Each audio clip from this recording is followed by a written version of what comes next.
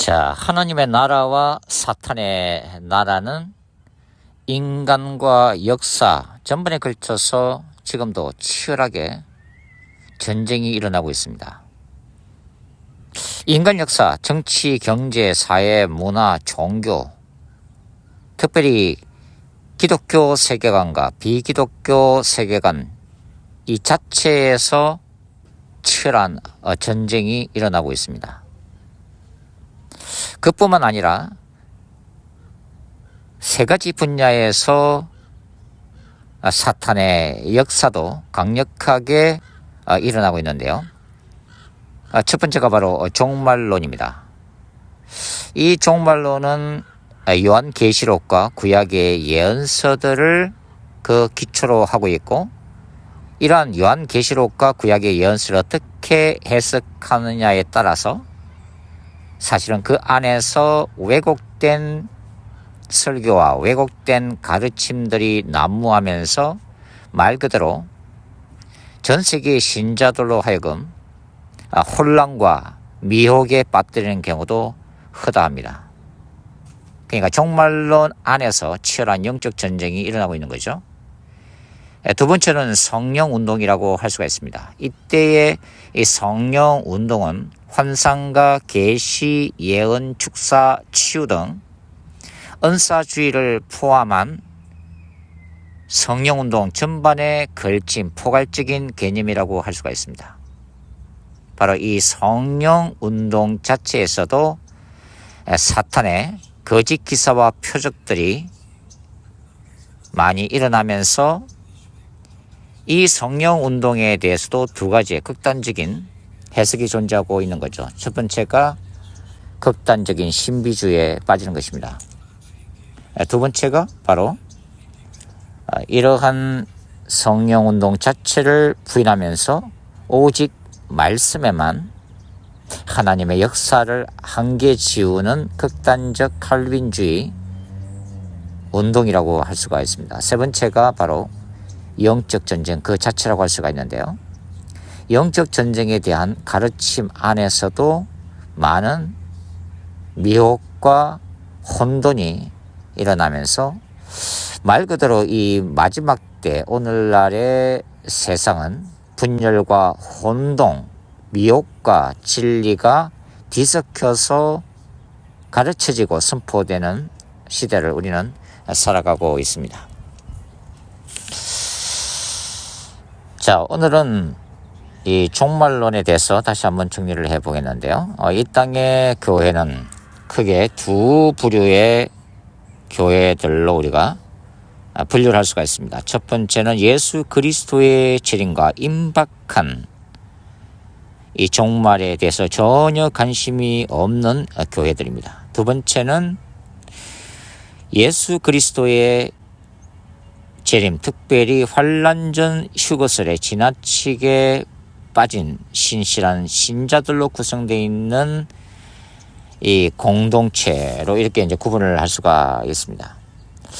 자, 먼저 예수 그리스도의 재림이나 마지막 때의 징조에 전혀 관심이 없는 교회들이 있습니다.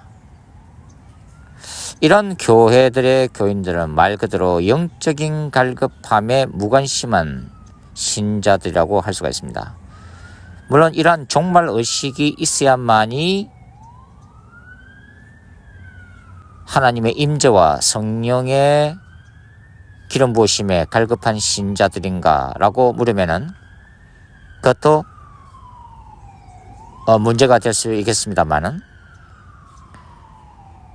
진정으로 하나님의 이 역사에 무관심한 신자들은 예수 그리스도의 피 묻은 십자가 복음뿐만 아니라 다시 오시는 하나님, 다시 오시는 예수 그리스도의 재림에도 관심이 없을 수가 없다고 하는 것입니다.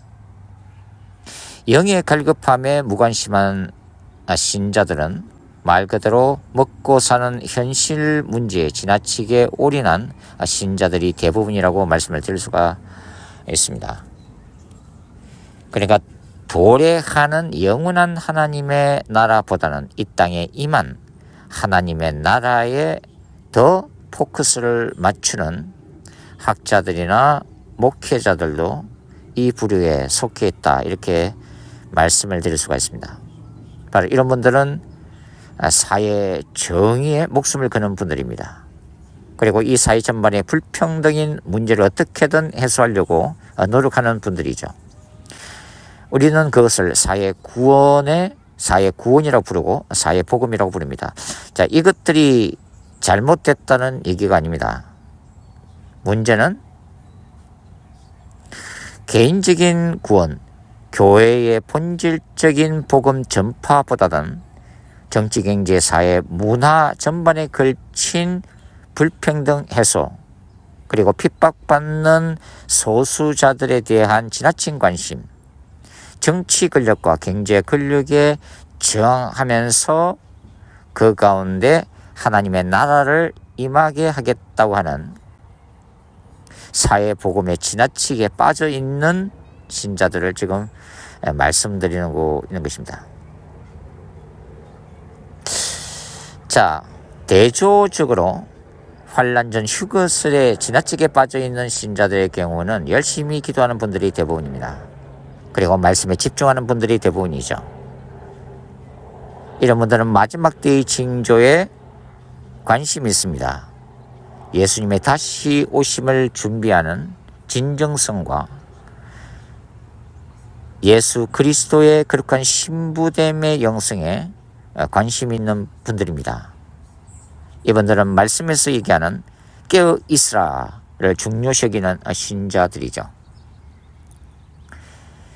이분들은 끊임없이 잠자고 있는 교회들을 향해서 경고를 하고 있습니다. 예수 그리스도는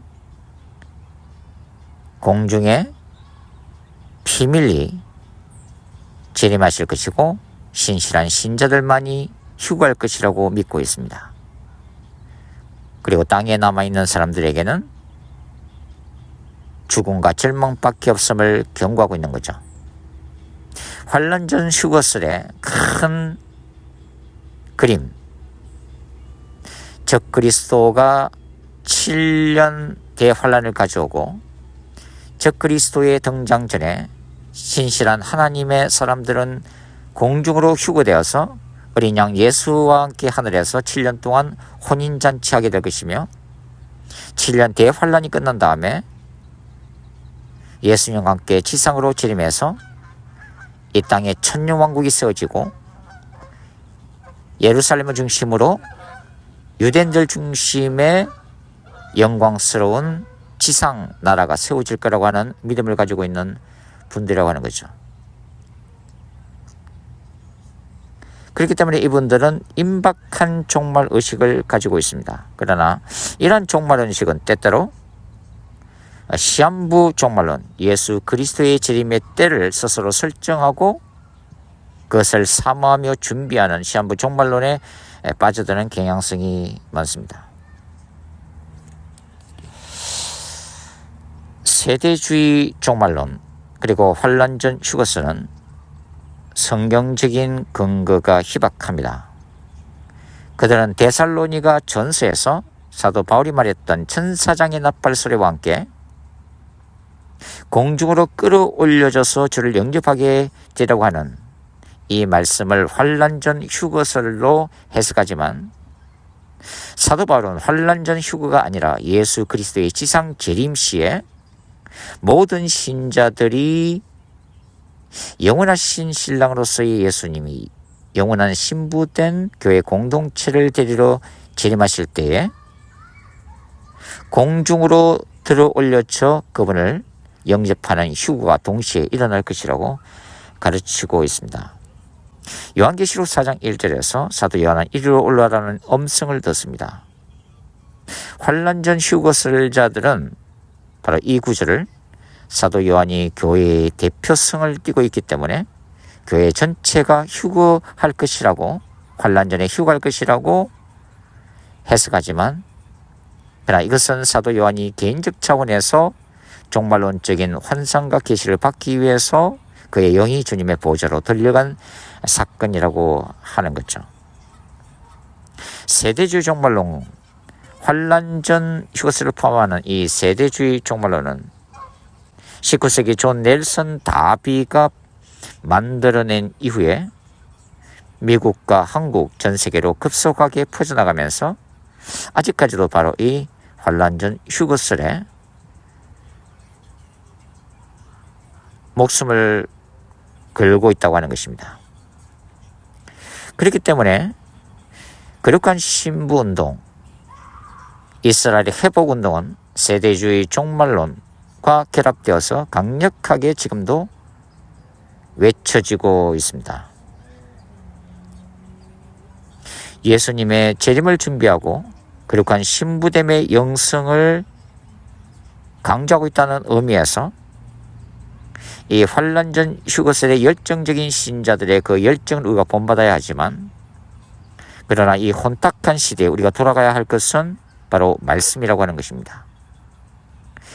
말씀에 대한 다양한 해석들이 존재하지만 그럼에도 불구하고 우리는 무엇이 비성경적인 해석인지, 다양성 가운데서도 인정할 수 있는 성경적인 해석인지를 끊임없이 분별해야 하고, 특별히 마지막 때 종말의 때에 대한 이 예언의 말씀은 철저하게 올바른 성경 신학적인 관점에서 성경 해석학이라고 하는 틀 속에서 우리가 올바르게 해석하고 영분별하려고 노력할 필요가 있다고 하는 것입니다.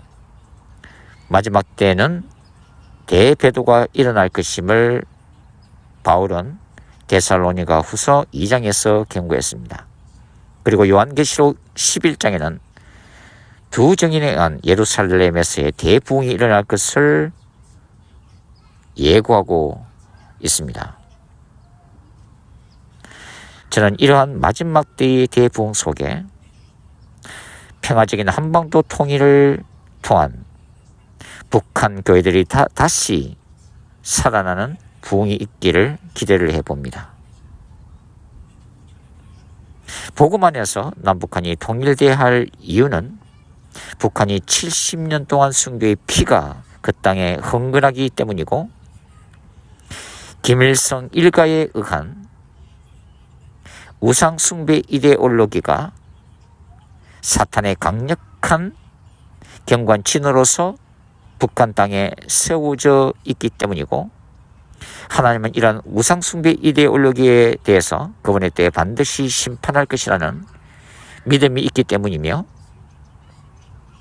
하나님은 북한 성도들의 그 피 흘린, 피 맺힌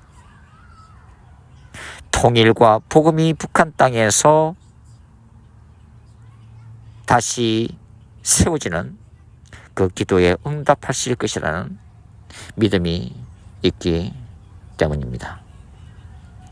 평양 대부흥운동의 추억이 있는 북한 땅에서 다시 한번 두 번째 평양 대부흥운동이 일어나서 한민족이 마지막 때의 거룩한 그리스도의 신부자 하나님의 군대로서 전 세계에 복음을 전할 그날을 냉엄한 현실 가운데서도 소망하면서 기도를 해보는 오늘 하루입니다. 감사합니다.